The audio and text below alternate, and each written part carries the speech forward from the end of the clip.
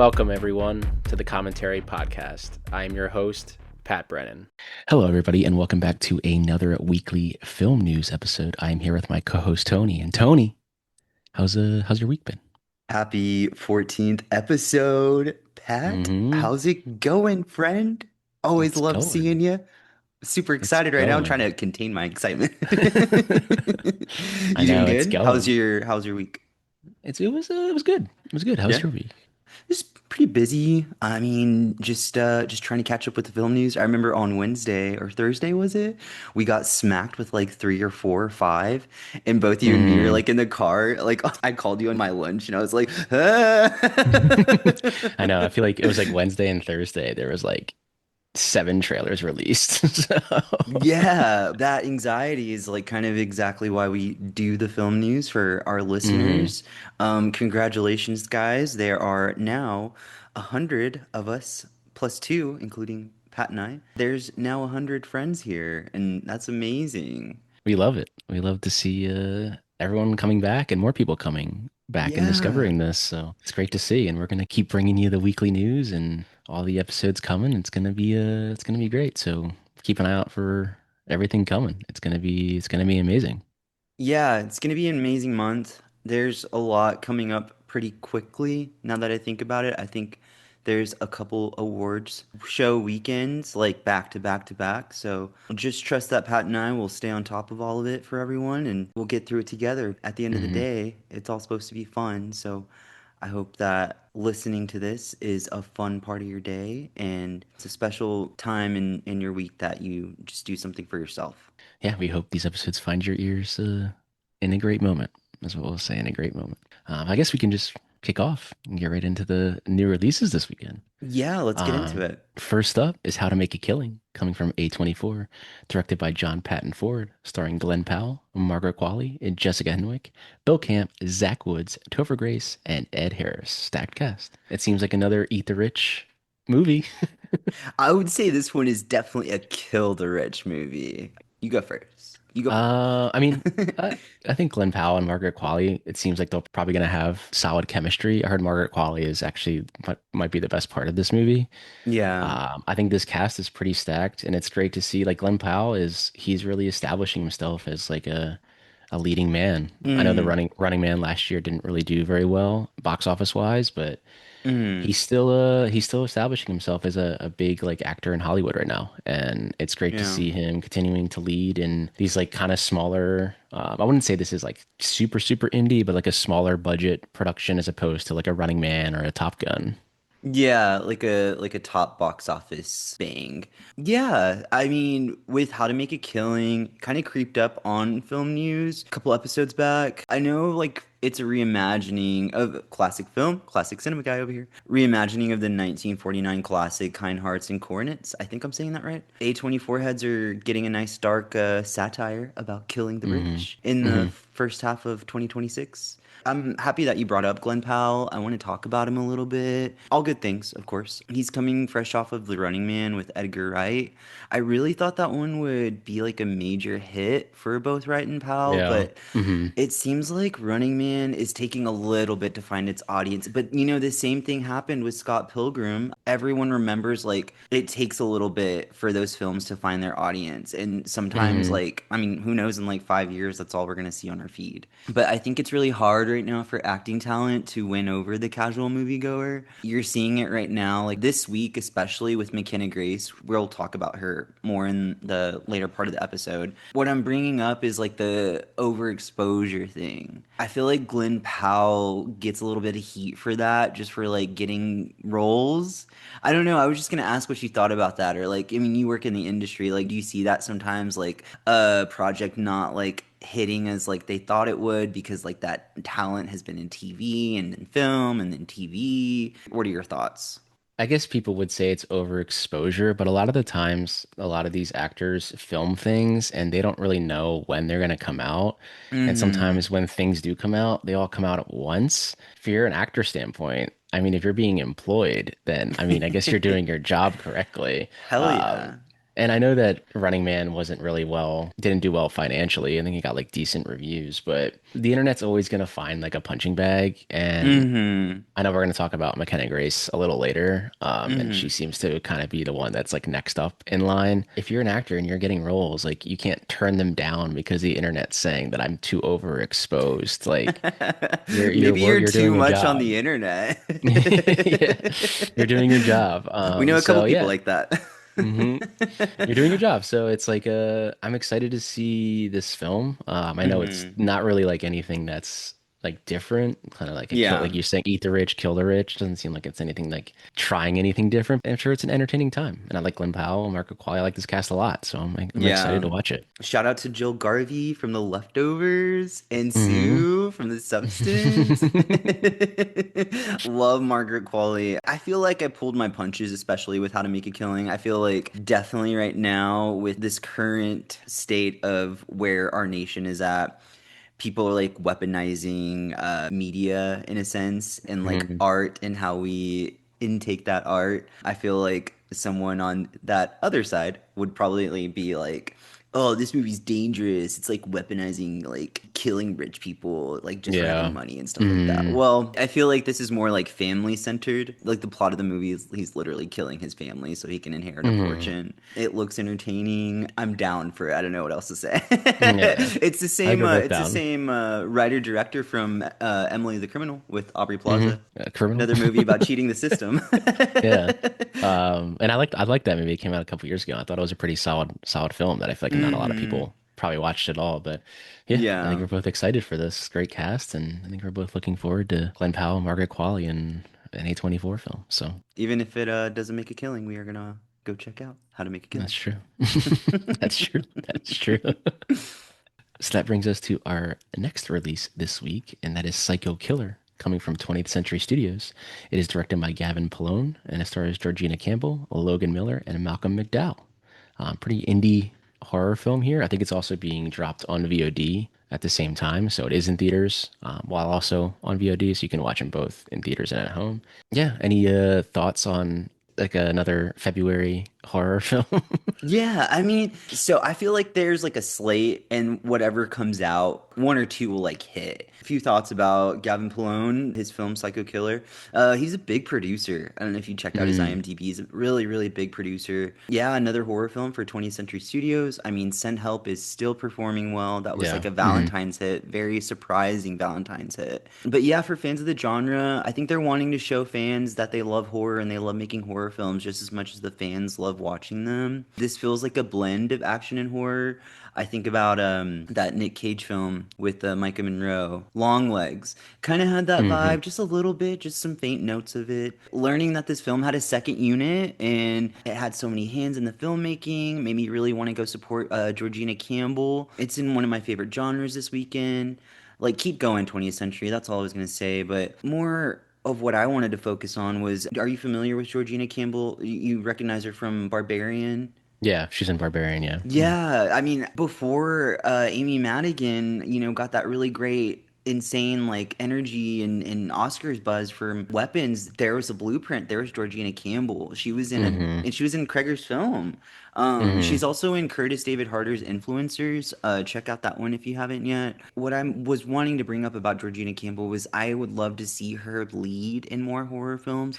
I wonder if she's in Kreger's Resident Evil film coming up. That'd be pretty Mm. cool. I definitely see some potential there. And yeah, I mean, unfortunately, I've looked on YouTube, like where I get a lot of my reaction videos or reviews for like the new releases. It's not performing at that level. It's hmm not getting good word of mouth right now. Who knows? I mean, the casuals are still going to go watch this and they're still going to enjoy it. So, but the character design of the killer, he looks like a wrestler, dude. hmm I know. It's James Preston Rogers. That's a psycho killer in this movie, but it's Mm. good character design. I mean, I feel like that's a part of film news. Like we're not here to defend every film that's coming out. Like there is Yeah. good constructive criticism in each one. I don't know. What did you hmm think? I mean, it's also interesting that this is also being dropped on VOD as well. At the I same didn't know time, that. I Yeah. think the studio probably knows that it's probably not going to perform that well in theaters. But again, like I think horror does sometimes tend to be a hit just depending on what film. And I guess like from the trailer, it doesn't seem like it's giving anything like, oh my God, this is going to be a new, different take on a horror film. It seems pretty like kind of straightforward. You have Malcolm Mm-hmm. McDowell, obviously probably most famous from Clockwork Orange in it. Mm-hmm. Georgina Campbell, obviously kind of continuing that like Barbarian. It seems like that's probably why they want her in there to be like, remember Barbarian? Here's another movie with that same actor. Yeah. I mean, I like the title, Psycho Killer. I wonder if this song will play Psycho Killer from Talking Heads. It's so funny that you bring up movie titles. I would feel like if you were a streamer right now, these current like February film titles would hmm like get you into trouble online. Like think about it, Psycho Killer, How to Make a Killing, Good Luck, Yeah. Have Fun, Don't Die. I'm pretty sure like one of the streamers that I listen to pretty heavily, she was saying that she couldn't say the whole title of that or else her shit would be messed up on online. Yeah. Like she hmm wouldn't be able to Be monetize it. flagged. Yeah. Be like flagged on Yeah, YouTube. Yeah. it's a lot of film titles about death. I wonder if Hollywood is trying to tell us that the time is coming. Maybe because so that brings us to the final release this week, and that is This Is Not a Test, coming from IFC and Shudder. It is directed by Adam McDonald, starring Olivia Holt, Troy Gutierrez, Carson McCormack, Luke McFarlane, and Chloe Avakian. I hope I said her last name correctly. I apologize if I didn't.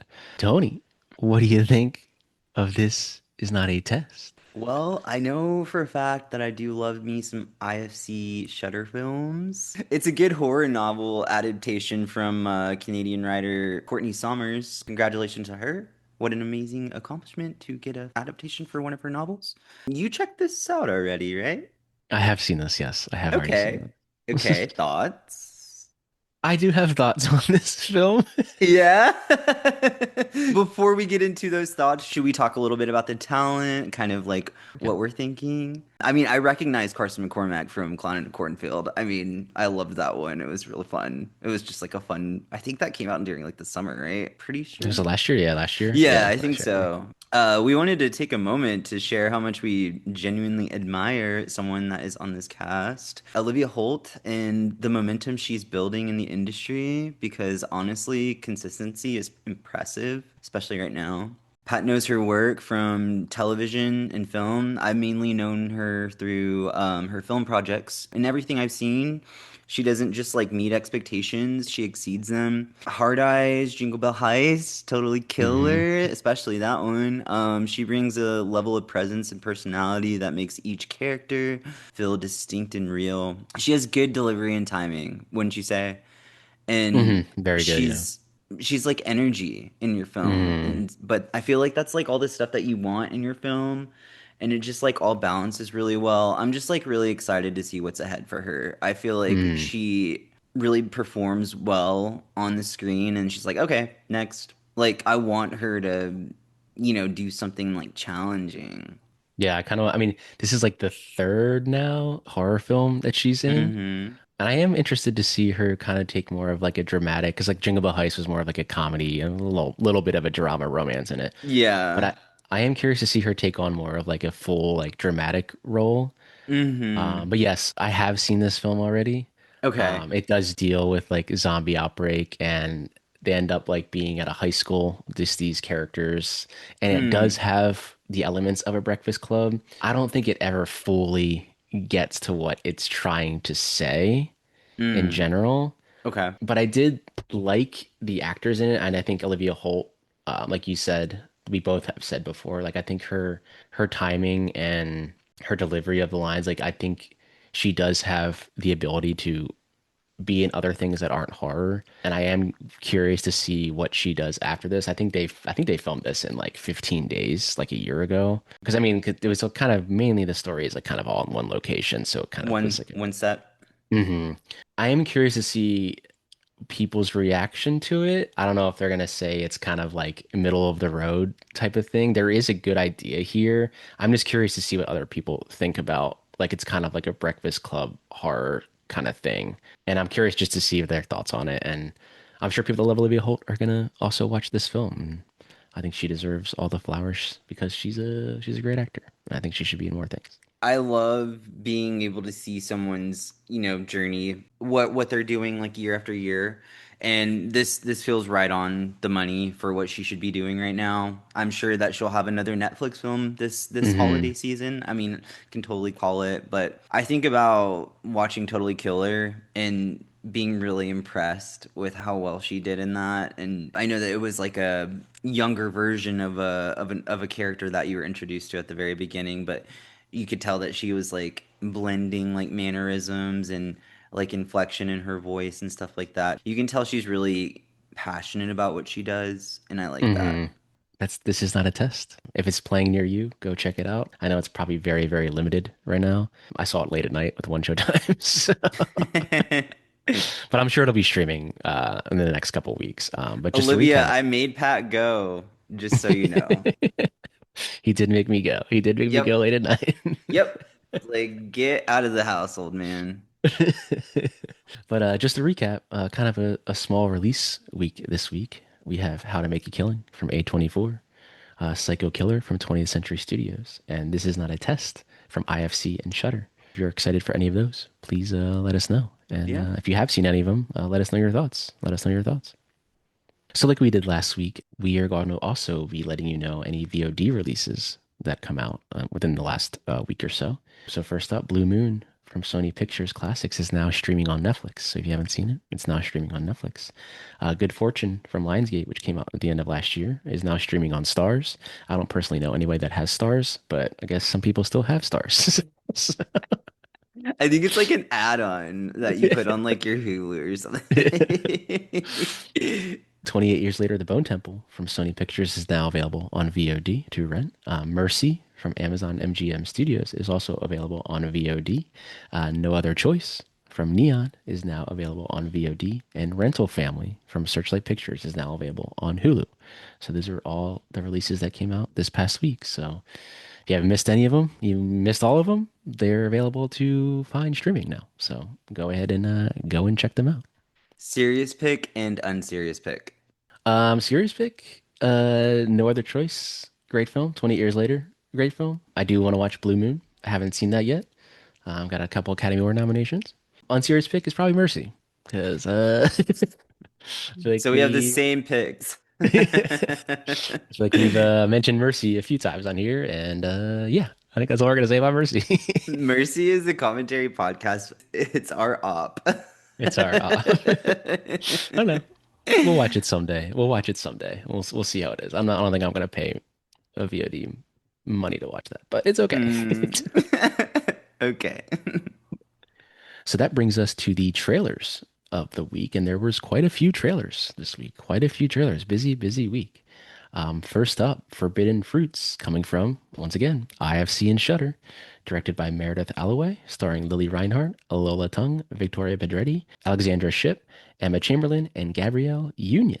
Tony, all-female cast, A female female writer-director. cast. Let's go. Intro comedy horror. It feels like The Craft, but like Diablo Cody. Very complimentary. Diablo Cody produced this. I don't Did know she if write it you. as well? Did she write it I or just... think so. I'm trying to like go skim through my notes real quick. I mean, I love horror comedies a lot. It reminds me a lot of like Lisa Frankenstein and Jennifer's Body, Diablo Cody as well. The best things about like these types of films are they are intro horror. So like someone who hasn't seen like The Craft or Jennifer's Body will go check those out after watching this modern take on the genre, and it'll like expand their film library. And Mhm. that's all you can ask for. I mean, I was just really, really like, I'm a gay guy, and I was like, whoa, Lily Reinhart, what are you doing with me in that red wig? I was like, whoa. She looks good. It- She looks but good. it's good that there's so much like, this is a very styled cast. It shows, I mean, it could be like meh screenplay, but it still has like a lot of style, and that's all you ask for, like with films like this. What about you? I mean, I guess it goes to say, like, I feel like we talk about an ex-Riverdale cast member every week now Mm-hmm. at this point. Yeah, she pops And out. when you had Lola Tongue from The Summer I Turned Pretty, doing more Mm-hmm. of a like a serious thing, kind of branching out Mm-hmm. from playing like that teen thing. But I guess you said it's kind of looks like The Craft in a way. But I am curious to see. I think Meredith Alloway is also she wrote it. I think Diablo Mm. Cody is just producing it. Okay. Victoria Pedretti, she was in Haunting of Hill House, another a great show. Yeah, that's where. Um, Okay, God, I could not for the life of me, like all week, I was like watching the trailers, like, where are you from? I mm, didn't want to look it up. I wanted to like know. And that's the yeah. Haunting of Hill House. Okay. It does have that like craft, like you said, and like Jennifer's body, like kind of vibe, kind of tone. So I am curious to see this film. I like seeing an all female cast and Gabrielle Union too. I don't even think she was in the trailer, but she is credited in the Yeah, cast. no, she is credited in the cast. With films like these, I think it's important to show up and show out. I mean, you will get that like negative reception. I mean, Lisa Frankenstein got it. I mean, Jennifer's Body, I feel like is different because of who is in that film, and that's become hmm like kind of like a more of a major cult classic now. But intro horror is really important to the genre because it just opens the door after that. Like once you get like that, it's a specific taste. You're either into horror or you're not. You know, like hmm there's no like I'm on the fence. Maybe I haven't seen like a good horror movie. Like you either like it or you don't. Yeah. And intro horror, what makes it so important because it's like the entry point to hmm getting into that world. But I love Yeah. horror and I love an all female cast. Let's go. And like you said too, like people that watch The Summer I Turned Pretty in Riverdale now see Mm-hmm. these two actors in this, and like you said, it's an intro to their horror. Maybe they don't watch horror, and now they're gonna watch this and discover Jennifer's body. They Imagine come like back. a 16-year-old out there that's gonna be like, "Hey, Dad, have you ever seen Jennifer's Body?" And he's like, "What? Let's watch it." Like that's we're gonna be seeing a lot more stuff like that. Those are gonna be kind of Yeah. conversations that happen as we get older. We are hmm getting old, guys. Yeah. Yeah, and you'll have films like this that, like you said, they introduce younger generations to horror. It's not gonna be like horror as in slasher, blood and guts everywhere, but it introduces Hmm. them to the genre, and it's good to have films like this and great to see an indie film with all female cast. I have seen Shudder still. They're picking them all up. They're picking them all up. They're doing great. So that brings us to the next trailer that was released this week, and that is The Mandalorian and Grogu, coming from Disney, directed by Jon Favreau, starring Pedro Pascal, Sigourney Weaver, Jeremy Allen White, Hemke Madera, and Martin Scorsese. What? Let's go. Pat, thoughts? Thoughts about Mando and Um, Grogu? it just looks like a 2 hour long Mandalorian episode. Disney Plus episode. Yeah. Okay, okay. All right. I mean, this is going to be the most interesting one because, man, we're just going to have to call it out.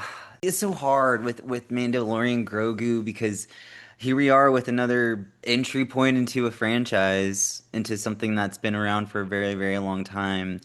Let's just take it bit by bit. What do you think about Favreau? What do you think about Favreau directing things? I don't like I think he's a solid director. I mean, I don't think people realize that he also like helped create the MCU and what it is Mm-hmm. today. He directed Iron Man 2. Like he directed Yeah. those films.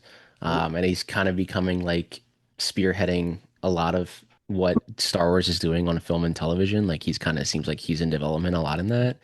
I don't think yeah. he's a bad director, but I can see I don't really like the title that much, The Mandalorian and Grogu. It's kind of Yeah, just it like is a it's just like eh.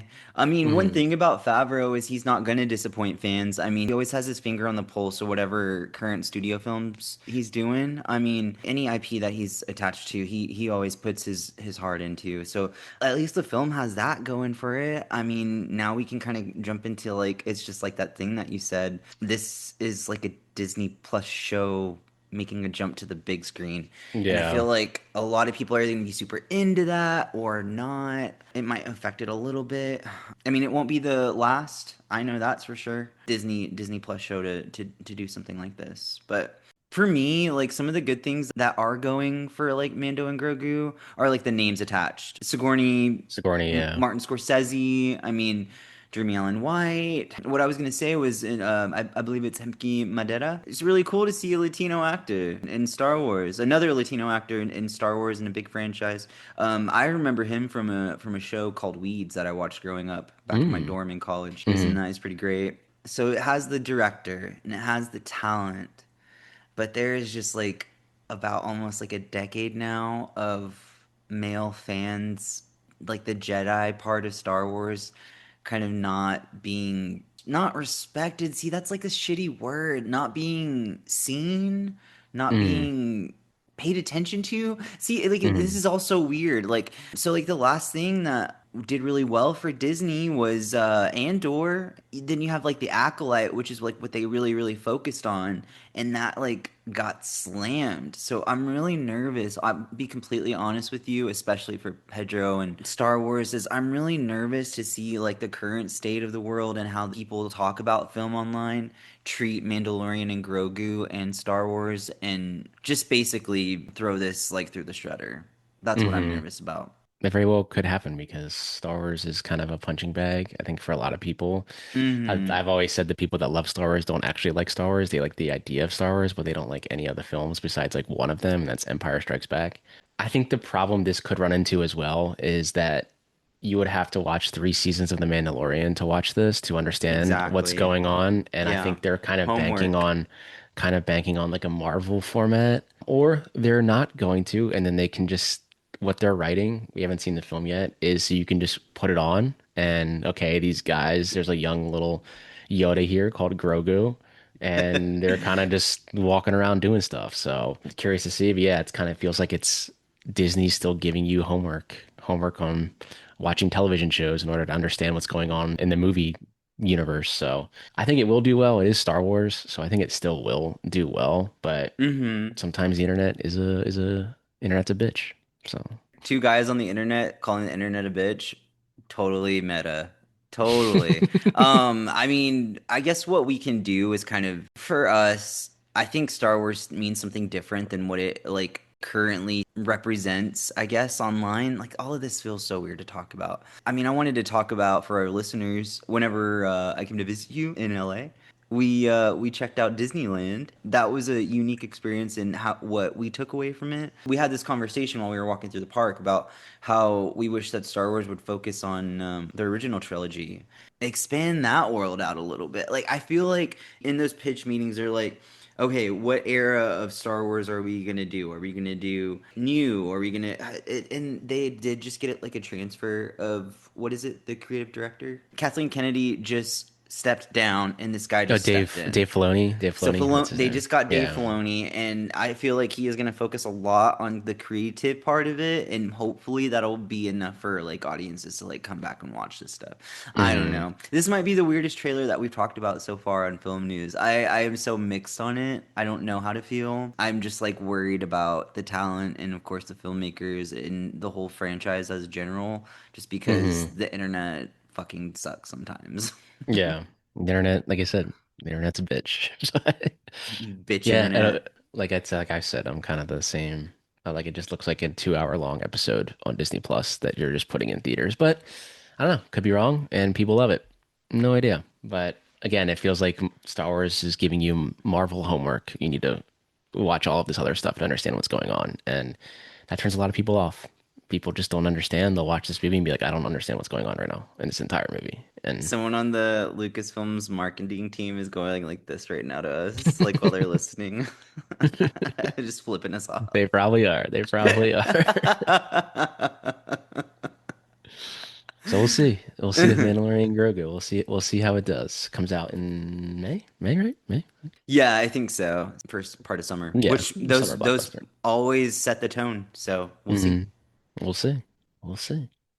So that brings us to the next trailer that was released this week, and that is Slanted, coming from Bleecker Street, directed by Amy Wang, starring Shirley Chen, McKenna Grace, Fang Du, Maitreyi Ramakrishnan, and Amelia Zilber. What did you think of this trailer, Slanted?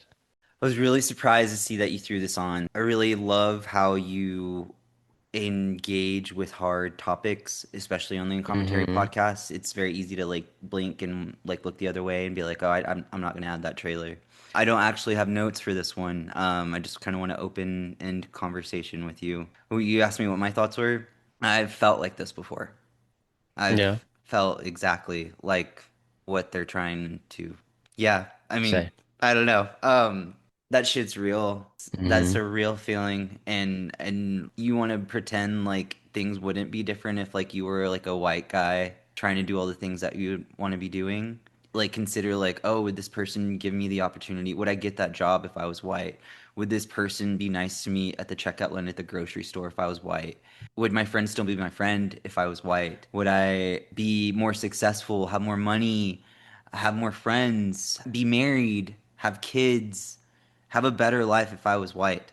You know, this film, people are probably going to shit on it. I mean, dude, we're having so many conversations about the internet this episode. Fuck the internet, honestly. This film is taking from the substance and Coralie Farge's iconic screenplays and films, but this is important right now because Hmm.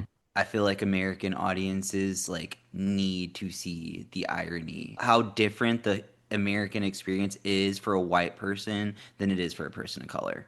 That being said, sorry guys. For our audio listeners, I took off my glasses and I like got really, really emotional because I was like, damn, this trailer hit me hard. What are your thoughts? I think it's the same as in I'm a white guy, so I can say this. I know there's going to be white people that are going to be so offended by this because they're like, "Oh, I feel Mm, so attacked." they already are. But what you just said is incredibly important because you have felt this exact way when you watch this trailer. And I think just from the trailer alone, they succeeded in what they were trying to do. It made that connection for you, and you probably aren't the only person that it did. It is like a substance kind of thing, one Yeah. of the quotes in the things that substance meets like Mean Girls. Again, these are the stories that need to be told because white people dominate society, and that's just like how it is. And Mm-hmm. people that aren't white feel like they're never represented in any sense, and then they have to be a certain way. And that's what this movie is saying, is in like white culture dominates, and it should never be that way. It should be, hey, we should all be able to do this. And I don't have to look a certain way to be able to do something. I love everything you said. I think that's what made this trailer important, is like it hit you. I think that's what this film is trying to do, and immediately hit you in the trailer of what this film is trying to do. Mm-hmm. Yeah, I mean, and it does add some lighter tones. Like there's like I guess like the doctor, like the surgeon or whatever. He's like Michael Bublé or something. some Yeah. comedic lines about like, oh yeah, as a white person, a Michael Bublé in a Coldplay concert just fucking hits or something like that. Yeah. Like kind of add a little bit of humor in it. And it is the whole story. It is fictionalized, like a Hmm. film and everything, but this is a real feeling for people of color. I remember in high school, which is like kind of like around the time that these characters look like they're in. I remember there's like a very distinct part of high school where like I kind of looked around and I was like, I think there's like me and like two other dark skinned people at this small like hillbilly country school in the middle west Hmm. Texas. The way that some people look at me or like their parents look at me just like kind of like really is weird. It Hmm. freaks me out sometimes. I live in largely dominated like it's like 50-50 Latino white, but Hmm. there is still a lot of that weird Bible Belt conservative energy going on. But yeah, I mean, this is something I think about all the time, especially like where I live, like if things would be different if I was, and mainly all of that getting older has been transferred over to just being successful and people being kind to me, especially Hmm. in like today's society. I hear about it all the time just because of my job and where I live in the US. People are just getting pulled over because they look like they are not from this country and they Hmm. look like me. So I'm just anticipating for it to happen to me any day now. I think that's why you have to have stories like this. I know it's like a satire, but it's an Hmm. important message that is being told. And Yeah. yeah, there's going to be dumbass white people that are pissed off about this. And I can say that because I'm white. But Maybe we should probably put Tony Pat. It's not like somebody's calling us. now this is coming from me. This is coming Why are from me. you, why would you do this to me, bro? Why would you do this? Why are you This doing is this to this is coming me? from me. But for Uh, our listeners, I mean, we kind of stayed on this one for a little bit, but that's okay because this is where the good conversations come out of, right? For our listeners that probably are having a hard time with this right now because there might be someone that is, just know that you can always talk to us about like being impacted by films like this. You know, whether it's in the comments or if you just want to like DM us. I know that we've had emotional moments on the film news episodes, and we always just want to be able to just let our listeners know like it's okay to feel things. that's true. It's okay to feel things, and yeah, you always reach out to us. We'll happy to discuss any films that impact your life because that's the importance of cinema. It's literally why Pat made a podcast. So that brings us to the next trailer that was released this week, and that is Lee Cronin's The Mummy, coming from Warner Brothers. It is directed by Lee Cronin, starring Jack Rayner, Leia Costa, Maya Calamoy, Veronica Falcone, and Natalie Grace. We had a teaser like a month ago about it or so. Now we have Hmm. a full-on trailer, and I mean, yeah, Are you the same? We're about the just same? eh. This is probably like where we'll get a little bit of heat, but if Cronin wanted to make an Exorcist film, he probably should have made an Exorcist film. I mean, Mm, I don't know what else to say. And this just it's not hitting for me. And mm, newsflash, Tony doesn't like everything. Like, mm. like I get that comment a lot that I like everything and I uplift it, but sometimes I don't. Yeah.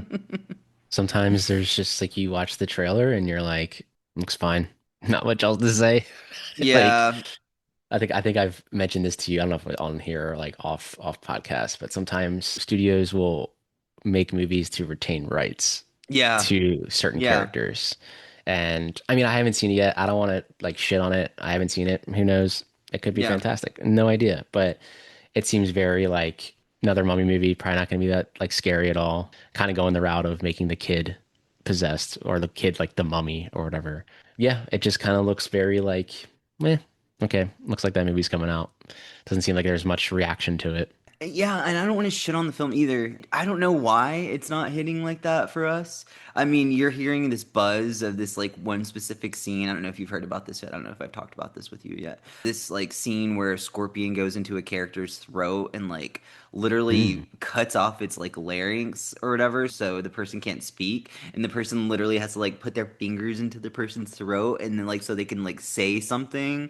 That damn. sounds interesting. I want to see that side of it. But with me, the possessed thing is starting to get like a little like, oh great, someone's Yeah. possessed.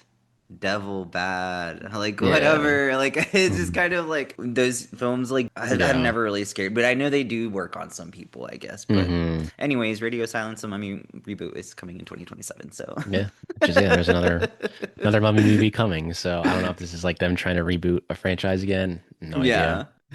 But yeah, another version of the Mummy is coming to theaters near you in the next few months. So if you're excited, let us know. Actually, if you're excited for that. So that brings us to the next trailer that was released this week, and that is Over Your Dead Body, coming from IFC, directed by Yorma Tacone. I hope I said that person's name right. Starring Samara Weaving, Jason Segel, Timothy Olyphant, and Juliette Lewis. Nice little cast there for an indie film. Great cast. I love that Samara Weaving kind of just plays like she plays like a character that just had enough of everyone's shit, it seems like. Yeah, why does everybody want to kill Samara Weaving? She seems like a great she seems like a great person. She seems Mm. pleasant. I like that she's like this undercover action star, you would say. Mm. In the action horror genre, I feel like those get overlooked like a lot, especially by Mm. action fans, because like there's like a female lead or something like that. Mm. Like think about like guys that are like into like Jason Statham movies and like Fast and Furious, and they'll be like, Yeah. okay, well, like have you seen Ready or Not? No, what's that? Okay, like have you seen Scream 5? No, what's that? Dude, like what the fuck? Do you not like women or something? Yeah. It's very they need that male testosterone in there. I feel like Samara Weaving could like chop someone's balls off. Mm. This looks fun. I'm excited. I think this is like your vibe kind of thing. And I like that. It seems like a my vibe movie. I love Jason Yeah. Segel too. Love Timothy Olyphant. I have a Yeah. really weird fact Love about Samara Weaving Jason too. Segel that I've always wanted to tell you. Well, you gotta tell me now. I think that's like the first naked guy I saw in a movie. Oh yeah. Forgetting Sarah Marshall. Every time I see him in a TV show or a movie, I'm like, oh yeah, there's that guy I saw. That was like the first naked guy I saw in a movie. Mm. I mean, he's most famous for How I Met Your Mother, Forgetting Sarah Marshall, Hmm. obviously, where he was naked, and that's where you saw him. Yeah. And he's in a new show on Apple now called Shrinking, which is pretty good. But Yeah, I you were like telling me about that one. nice to see him doing like again an IFC. IFC's coming this year. They've had a lot of releases this year. Yeah, we both love Samara Weaving, and Hmm. like you said, why is everyone trying to kill Samara Weaving? Why is everyone trying to kill Samara Weaving? I hope She that seems she like a makes a great movie person. now. That she makes her next movie is just why is everyone trying to kill me? It's just a waste of the movie. A three-part documentary. Hollywood Mm, just keeps casting me in movies where they want to kill me. yeah, I think we're both excited. I think we both like to see these indie, like low budget films like this. And Hmm. sometimes those low budget films have better stories than big budget films. So I think we're both excited for this. I think it comes out in I think it comes out in April or maybe end of March. Great little cast. I think we're both looking forward to it. Samara Weaving is going to have a solid way to start the year. She's got a Yeah, couple projects coming out. it's Couple true. projects coming out. So that brings us to another trailer that was released this week, and that is Pressure, coming from Focus Features. It is directed by Anthony Maras. It stars Brendan Fraser, Carrie Condon, and Damian Lewis, Henry Ashton, Andrew Scott, and Chris Messina. Very solid cast. Carrie Condon was the answer to one of our trivia questions couple Yeah. months ago. I did from the trailer have a little hard of a time to buy Brendan Fraser as Eisenhower. I It did took me a minute to too. realize I was like, oh, he's playing Eisenhower. I don't know. I don't know. Was it a miscast, do you think? Maybe. I mean, we haven't seen the film yet. I do like that they're actually telling this story because the weather was a big part of D-Day that people Mm-hmm. forget about is they had to Mm. delay the day. They delayed the day by the weather because the weather was so bad. So it was like a big thing that was a part of history and how they basically didn't jump or land on the beaches until like the next day. G-Day was supposed to be June 5th or Oh. 1944. It's a solid cast, but I'm very curious. And obviously you have Damian Lewis from Band of Brothers, Captain Winter. I don't know. The Brendan Fraser as Eisenhower was like really throwing me off. Yeah. I mean, for me, the most exciting thing as the All of Us Strangers defender is Andrew Andrew Scott. Scott. Let's Hmm. go. He's so serious. I love it. I freaking love whenever he's just on the screen, just cooking. Love it. I love it too. I know we kind of mentioned before that he wasn't really used that much in the most recent Knives Out. He kind of Yeah. was just like there. He's a I great got actor. mad. I was getting agitated. I was like, when are these actors gonna start doing stuff? Great actor. I love like these little like historical, well, not little, but like the historical like other stuff that you didn't know. The weather was a big part of D-Day, and they almost went when they shouldn't have, and it could have been an entirely different outcome if they went and didn't delay a day. It'd be interesting for people to discover that this story is like a true story. Remember whenever we watched Saving Private Ryan for the first time and my mouth was literally on the floor, or my jaw was Mm. literally on the floor from the opening scene? I guess this is a prequel to that. You can watch Yeah, this before and then yeah. watch Sing Forever Ryan. A prequel to the. Oh my gosh. Get out. But I feel like every year there's always like a couple like historical like war dramas and Focus is again, this is like kind of Focus's like lane. They kind of do a lot of these types of movies. Yeah. So that brings us to the final trailer that was released this weekend, another big trailer. And that is Toy Story 5, coming from Pixar, directed by Andrew Stanton, starring Tom Hanks, Tim Allen, Joan Cusack, Ernie Hudson, Tony Hale, Conan O'Brien, Blake Clark, and Greta Lee. Tony, what did you think of the trailer of Oh, I Toy Story loved 5? it. I loved it. I'm excited to get into this one with you. Did you like it? I actually did like it. I think I was surprised by it. I was like, you know what? Like, and that animation is like insane how good that animation Yeah. looks. You're always so impressed by it. It really lets me know like how much you pay attention to like the filmmaking side of it, like people like putting Hmm. all their work into it. But yeah, let's get into it. I'm really excited to talk about this one with you. Beloved Toy Story franchise. It's like our franchise. These characters feel like friends, would you say? Yeah, and I do like how they did address how Woody comes back immediately. Well, not immediately, but I think I was telling you, it seems like it's a very big like Jessie story. It seems like it's Mm-hmm. gonna be. Yeah, And I kind of want they to could get have into that. the same shots with her and from like the Toy Story 2 when she was left on the side of the You're road. gonna freak out. I didn't realize you're gonna bring that part of it up, but yeah, you can't like ask for much more, I'd say, whenever it comes to a multi-decade spanning franchise. The tech invasion plot is genius, no? Yeah. It's good. I Big thing. mean, it's even more genius to utilize Joan Cusack's Jesse to tell the story because Jesse has already been through this stuff before. I mean, we all remember the emotional beats of Toy Story 2 and 3, and I'd like to take a whack at the script for you and our listeners if you'd like. Go for it. Yeah? Are you excited? Hmm. I mean, I think Bonnie's gonna see Jesse like in trouble or something, and Sarah McLachlan's song is gonna roll in. I think in Toy Story 2 it's titled "When She Loved Me," but Hmm. I think they're gonna bring Sarah McLachlan back and be like turn the song over and like be like "When She Mm. Loves Me." Oh, damn. And I'm You gonna be a may have fucking unlocked something. mess. The trailer has specific frames, and that's like kind of like what I gathered from it. I don't think that frame. I mean, it's the same style, but it Mm. looked really modernized. It looked like Bonnie in a field with Jesse. And I was like, Mm. oh shit, are like they about to like have like a Do the Barbie same moment in scene. a Toy Story Yeah. movie? But yeah, Hmm. like the When She Loved Me turned into like When She Loves Me. I was like, I think it's cool that these guys at Pixar really understand the comfort there is that comes with like watching a Toy Story movie at like 34 years old.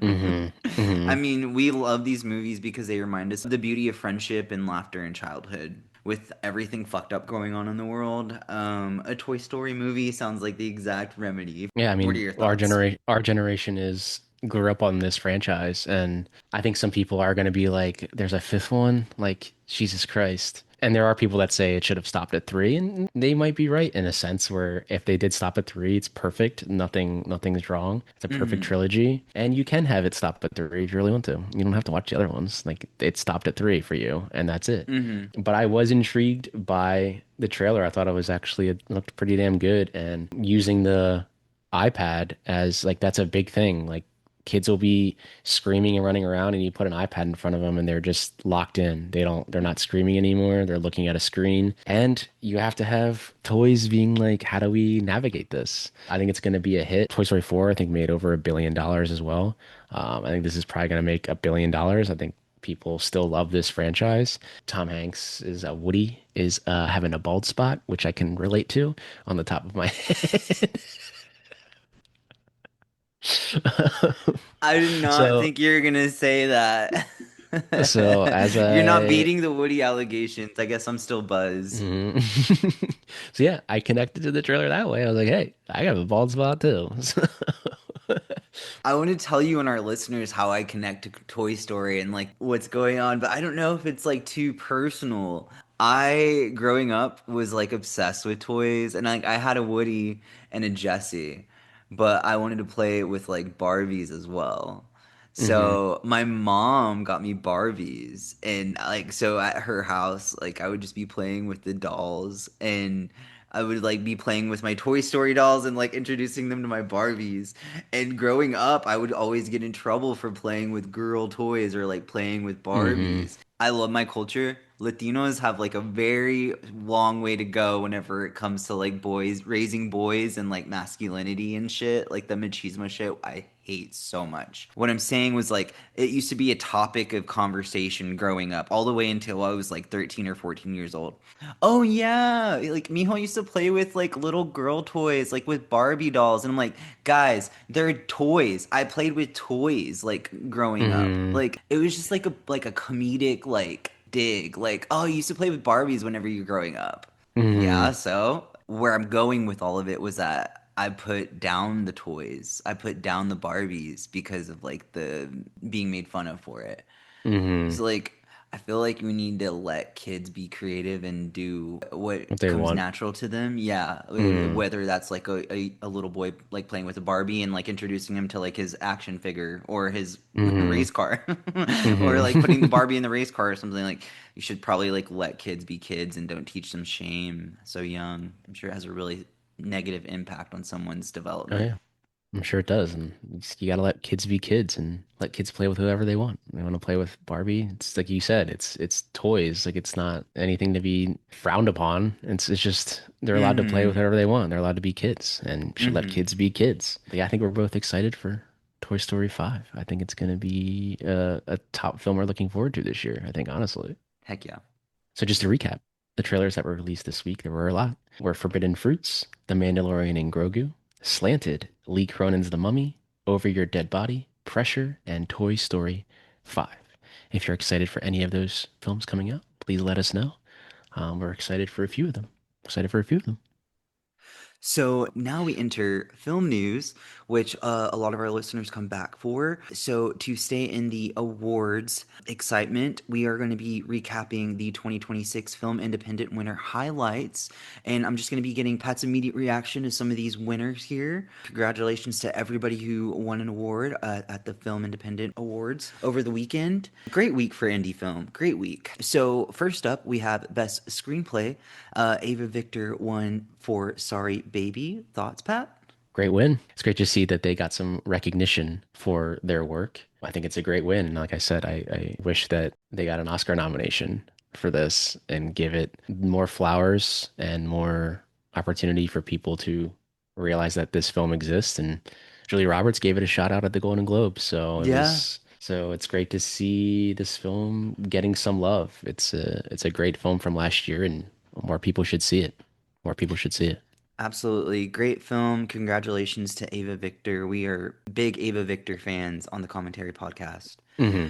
So up next, we have Best International Feature. The winner was The Secret Agent. Congratulations to the director. I mean, what a great win for Brazil, having a Best International Feature award during Carnival in Brazil. Thoughts?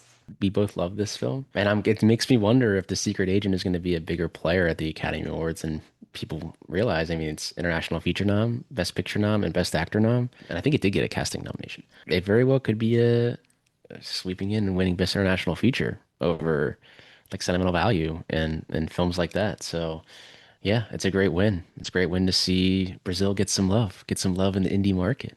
Absolutely. And Brazil is not done yet, Pat. Let's see. Up next, we have Best First Screenplay. Was very, very, very excited for this writer director.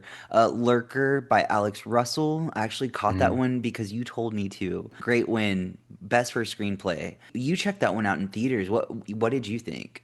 I did see this in theaters, I think, I don't know, maybe 5 or 6 months ago now. And I thought it was pretty solid, a pretty solid film. There are parts that was getting like cringeworthy of in like you get like the secondhand, like I can't watch this of like what's going Yeah. on. But yeah, I thought it was a very solid like screenplay and its first screenplay win. And so great for Alex Russell getting that win and it'll establishing yourself as like, hey, I got other scripts probably too. So Yeah, yeah, so exactly. Sorry, Baby isn't finished yet. We got a best supporting performance role for Naomi Aki. Let's hmm go. We just talked about Naomi Aki, I think a couple weeks ago. So congratulations to Naomi Aki. Up next, we were talking about how Brazil wasn't done yet. We have a Best Cinematography Award for Adolfo Veloso for Train Dreams. We hmm both love Train Dreams. Congratulations We to do. Train Dreams. We do. Yeah, great, And great win then there. Great win there. I love that one. absolutely. Best First Feature. Here we go with Lurker again, written directed by hmm Alex Russell. What I was gonna ask you, have you ever been out to Altadena? Maybe when I first moved to LA like 10 years ago, but I haven't been like ever in like a long, long time. When they went up there to accept the award, they wanted to kind of refresh everybody's brains that this film was made in Altadena. That was like hmm heavily impacted by the wildfires last year. It kind of makes me want to go back and rewatch Lurker to see that area before it was impacted mm because I don't know if you ever go through there. We sometimes talk while you're driving or something like that, but I do wonder how that land is recovering and healing from that with all this rain. Yeah, I think people forget like that those wildfires were like only a year ago, a little over a year ago, and a lot of people were Yeah. impacted. Altadena was hit very hard, and it's nice for them to acknowledge that we shot this in an area that is still recovering, and it's going to take a long time to recover. It's great to, yeah, I kind of want to go back and try to like see the landscape in the film again, just to see like they wanted Altadena to be shot and preserved that way. So it's great to see them mention Altadena, and it's great to see getting that best first feature win there at the Spirits. Up next, we have Best Director, and here we go again. Train Dreams. It's hmm Clint Bentley. Congratulations to Clint Bentley. These are the Film Independent Awards, but it's giving us a taste of what's to come. What resonated with people. After that, we have Best Lead Performance. One of your faves, Rose Rose Byrne. Byrne for "If I Had Legs, I'd Kick You." What are your hmm thoughts? I actually do like that this category is male and female actors. So it's everyone Mm-hmm. in there. So it's just one category, best lead performance, and she beat out everyone in there Yeah. for that. And she has the Oscar nom for it. Don't think she's gonna win, but it's great to see her get recognition at this award show and be an Academy Award nominee for If I Like to Kick You. I haven't seen the film yet, but you know me, I've always loved Rose Byrne. I think she is a great actor, and it's great that she's finally getting the recognition that she's deserved for a while. I love what she said on the award stage was that I got my start in indie film and being up here feels like home. I think she's just really, really pleasant to like just watch and like be around. I'm actually really happy that she won because I was gonna take the opportunity to tell you about how much I loved her performance in Bridesmaids whenever they're at the tennis court. It's like Yeah. people can change. I was like, actually, no, I don't think people can really change. Yeah, they change all the time. I just love that like she's Australian, right? Yeah, I think she's She's Australian. like Yeah. she's got a good feel for like the American white woman. Just like Yeah. yeah, people can change. Like you know. Yeah. Yeah. And most people know her from just being a comedic actor, but I mean, she does have drama roles and Oscar nominee and Independent Spirit Award winner for that role. So she can do I it. love She can do that. it.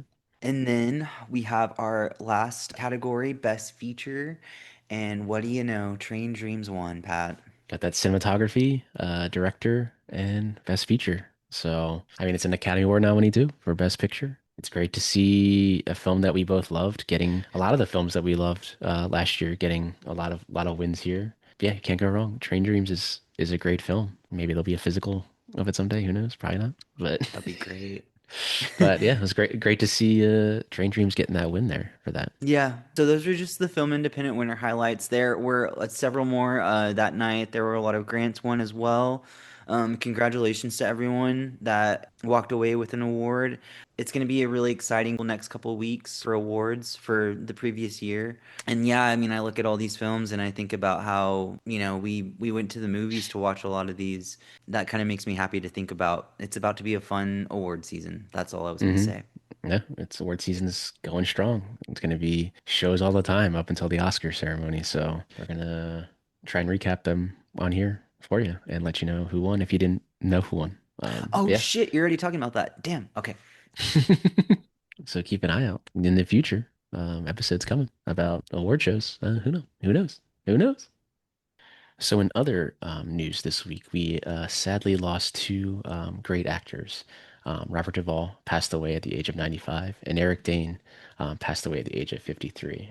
I know Eric Dane had been battling ALS for the past like year or two, and Mm-hmm. it seemed to have really like taken him fairly quickly. And I know Netflix actually, I guess he taped something for Netflix that after he died, Netflix would post the interview that he had. Mm-hmm. So it is available to like go watch right now on Netflix. I'm not sure how long Really? the interview is, but yeah. Then Robert Duvall also passing away earlier in the week at 95, and one of the greatest actors ever. I mean, his first role was in To Kill a Mockingbird, opposite Gregory Peck. Been acting for a long, long time. A lot of actors studied him. He's obviously was in The Godfather 1 and 2, Apocalypse Now. It's been a hard year. A lot of actors have passed away in this year, and It's only it's February. it's only February, and it's a lot of great work that people will go back and discover. I'm not sure if Eric Dane was in the new season of Euphoria. I'm not entirely sure. He was. He did film some Mm-hmm. stuff. Okay. Yeah. It's just sad, like how many people we've lost so far this year, and it's still early, and all of these actors and people that have passed away have given us some great work to go back and revisit, and I think that's what I'm kind of most excited to do is go back and revisit their work and just appreciate the work that they gave us. So another piece of news that came out this week is that Bad Bunny is set for his first lead role in Puerto Rico with Viggo Mortensen, Edward Norton, and Javier Bardem. The film follows the story of Jose Maldonado Ramon, who fought against colonialism by leading a gang of ex-convicts to vindicate Puerto Rico. Tony, thoughts on Bad Bunny getting a lead role? A lead role. Go Benito. Yeah, that's amazing. I mean, we're seeing a lot of that, guys. Music talent going into the film industry. Ariana Grande Hmm. kind of laid the ground, and then Charlie XCX picked it up and is doing, I think, more than Ariana Hmm. Grande now. And I wouldn't be surprised to see more people, walk over that bridge. The bridge has been built, and now people are kind of walking back and forth from it. I mean, who knows? We might see some actors and go to the music world. It's cool to see how art is being made right now, continues to be made during these really crazy times. But yeah, I'm happy for him. I mean, I know a lot of conservatives are probably pissed off right now because they want Hollywood to burn all the way to the ground, and they want anything that isn't in the English format Yeah. to not thrive. But hell hmm yeah, Yeah, and I know Bad Bunny's obviously been in stuff. He's in like Bullet Train, and last year he was in Caught Stealing. He was also in hmm that, and he has a great cast here: Viggo Mortensen, Edward Norton, Javier Bardem. So yeah, Bad Bunny is a huge star around the world, a massive star, and yeah. I was expecting him to eventually get a lead role. And right after him doing his Super Bowl halftime show, they announced that he's going to be leading a film. Probably going to be a hit. I feel like it's probably going to be a hit. I'll tell you what, I think that people, especially American film lovers, underestimate the value of having Brazil and all of South America on your side whenever it comes to your film or your IP or hmm your franchise. Brazil is they are cinephiles. They are hmm serious cinephiles. I remember back whenever I was more online, a lot of my online friends that were really into film were Brazilian, and they know their shit. And hmm I have a feeling that this is going to be like a big hit just because of that Puerto Rican link. Bad Bunny's coming. Bad Bunny's coming. So that brings us to the final piece of news this week, and it's the ongoing Warner Brothers and Netflix Paramount drama. Warner Brothers has officially reopened talks with Paramount over a possible higher bid for the studio. They gave Paramount 7 days to make their best and final offer. And also, the Justice Department has summoned some of the largest movie theater chains in the US for conversations about the impact of this sale. And Netflix co-CEO Ted Sarandos has outlined their plan for releasing films theatrically. If they do end up buying Warner Brothers and everything goes through, they will have a 45 days of theatrical window exclusivity. Film will then be released on digital and then later released on streaming to HBO Max. So he is kind of implying that they wouldn't be Netflix originals. Netflix would just essentially own the studio. This is all talks. It sounds like Warner Brothers is even now going to be listening to Paramount. I personally think that they're listening to them to try and get them to not sue them if they do end up selling to Netflix. They're giving them another opportunity to come to the table to be like, hey, we listened to your offer, we still examined it, we did everything we could. We're still going to go with Netflix just to try and get them off their backs. I don't think Paramount's going to give up. But yeah, it's just ongoing drama that's going to be going on all year, all year. Yeah, and at the end of the day, none of this matters because our dear leader just having like hmm the final say in all of this stuff. Like none of this stuff genuinely matters because little bitch hmm boy Nepo baby Ellison is gonna get everything that he wants just because of who he hmm knows. And that's how I feel about it. You might feel Yeah. about it differently. No, Um, I feel like the same. It's Paramount's just to me, they're never going to give up. They're going to No, keep. he had this vision for buying Paramount. He was like, "Oh, I want to have the big industry. I want to have the big studio." And he doesn't give a shit about history or hmm the historical significance of these studios, what's been filmed on them, or what films have come out of Paramount or Warner Bros. He just wants to have both Paramount and Warner Bros. So that he can have that ultimate experience of owning a film studio. hmm And then with Netflix, I mean, this guy Sarandos is talked out of his ass the entire time. I mean, hmm you can say all this stuff, but do you really believe him? Like, has nobody seen Ready Player One? Has nobody seen that? These films like have these antagonist characters in them, and they tell you exactly who's in like the news, guys. Anytime I see Sarandos talking about the theatrical experience, I know for a fact that he doesn't like theaters. He doesn't like movie Yeah. theaters, so he doesn't give a shit. I mean, I Yeah. have like a bad taste with all this in my mouth. With also the taste of like AI is like unavoidable now.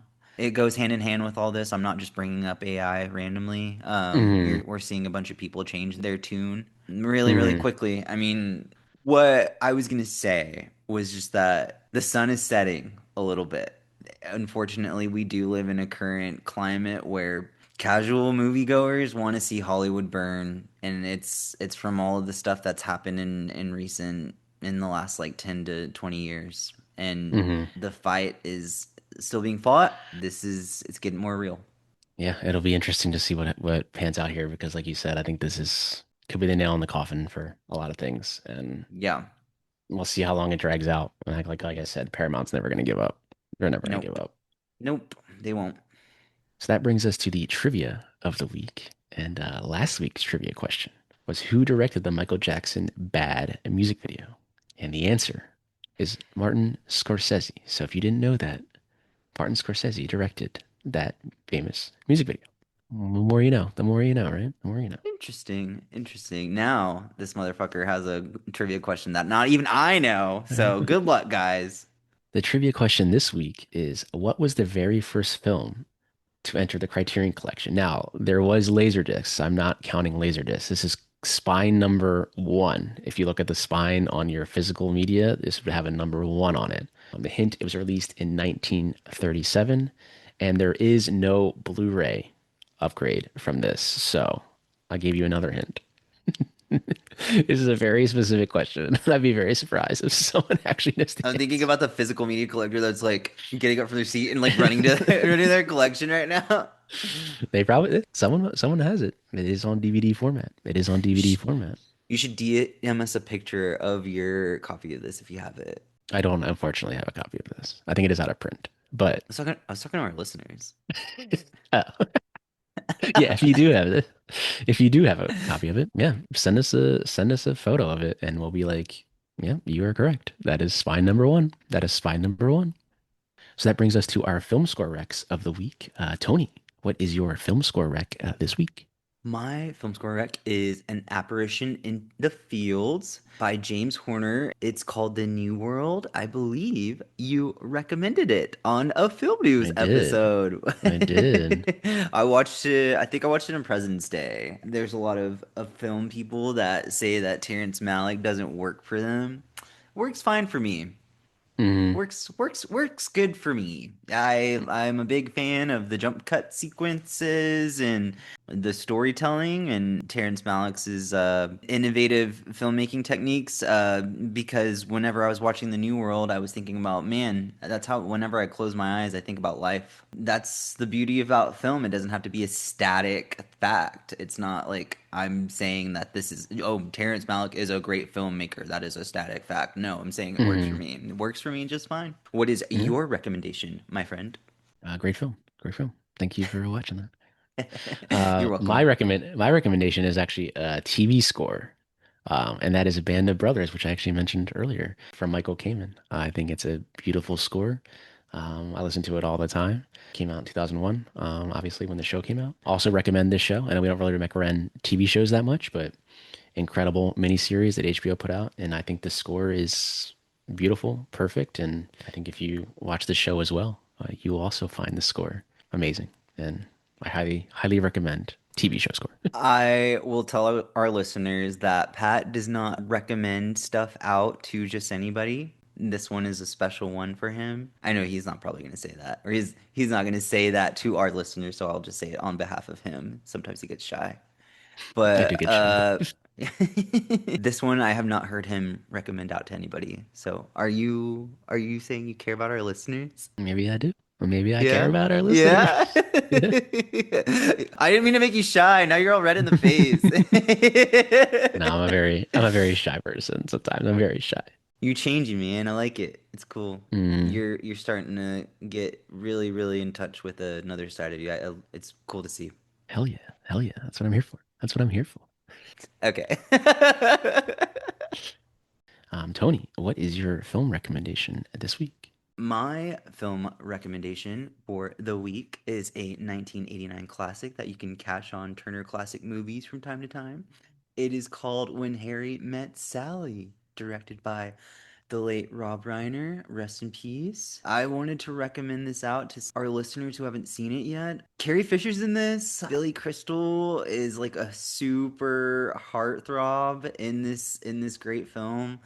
I really love the storytelling in this. I think there's something really special here. I feel like this is the ultimate comedy romance film. I just really like what it's saying about how you could meet somebody very early in life and things not be perfect, or you see them as someone that you have like a friendship with, or mix sex in there as well. You're able to be a friend with somebody that you like also are very intimate with. But there's just something really special about that film, that it's not just about the sex and it's not just about the romance side of it. It's about just like the friendship that just like really, really pokes out at me. I see this conversation and like, oh well, like when do you watch When Harry Met Sally? Like New Year's, or like it's told in like different parts of the year. Like Yeah. I'll throw this shit on whenever the fuck I want. I'm not gonna wait until New hmm Year's to celebrate When Harry Met Sally. hmm What about you? Exactly. What is your recommendation for our listeners? My recommendation this week is All About Eve from 1950, directed by Joseph L. Mankiewicz. It's one of the very few films to win, I believe, the screenplay, all acting ones, as well as directing and picture. Incredible film. It deals with Hollywood in general, and like Hollywood and how a younger generation can come along and kind of take over. It's a very early Marilyn Monroe performance in this as well. Stars the great Betty Davis. It's a great film. I've had Ben Mankiewicz on the VOD. And this film also plays a lot on Turner Classic Movies, especially now. I know TCM is doing their like Oscar season, and I'm sure this is probably already played. Highly recommend. I feel like I come in with those classic recs all the time now. No, it's great. I mean, classic cinema is a big part of what you do on the commentary podcast, and it's not just a recommendation for like, oh, this is like a film that's like my identity. This isn't my letterbox top four. Yeah. Like these aren't identity films. We're telling people to go watch this because we found something good in there and we want to share that feeling. It's Exactly. great. And more people should watch classic cinema because there's some good stuff back there. And your rec is amazing too. One of the Oh, greatest, thank you. one of the greatest films on When Harry Met Sally. Thank you. I want to meet a Billy Crystal so bad. Just to like, you see characters in movies and you're like, what if I knew somebody like that? He's out there. He's out there. He might be out there. I think so. So that brings us to the end of our weekly news episode. Just want to thank you all for listening once again. We love all of our listeners. We hope you enjoyed this episode, and we're going to have some amazing episodes coming up. I'm very excited for you to hear those. And Tony, any last thoughts? Yeah, I think it'd be cool to use the end of this week's film news for our listeners that do stay in and lock in. We notice like a good half of us keep up with exactly where Pat and I are. We have some really good things coming up to stay locked in for. Just kind of like a tease. Pat and I have been working on a very special Oscars episode, and it's for our listeners. Been working hard on that, and it's going to be just for the listeners. And when it's out, it's out. We won't let you know when it's coming out. Just keep your eye on the horizon. There's Yeah. also some commentary podcast episodes that we are really, really anticipating, looking forward to, probably more than the listener.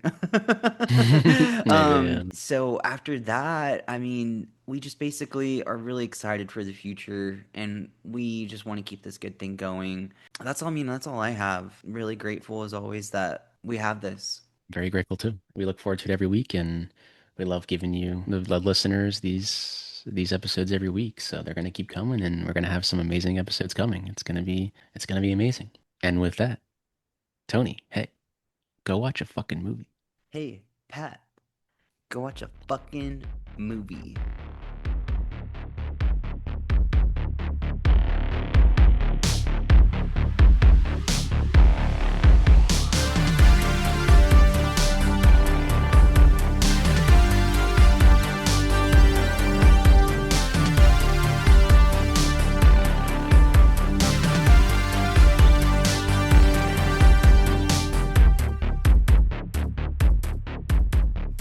This podcast is hosted and edited by Pat Brennan. That's me, with intro and closing music by Patrick Baxter.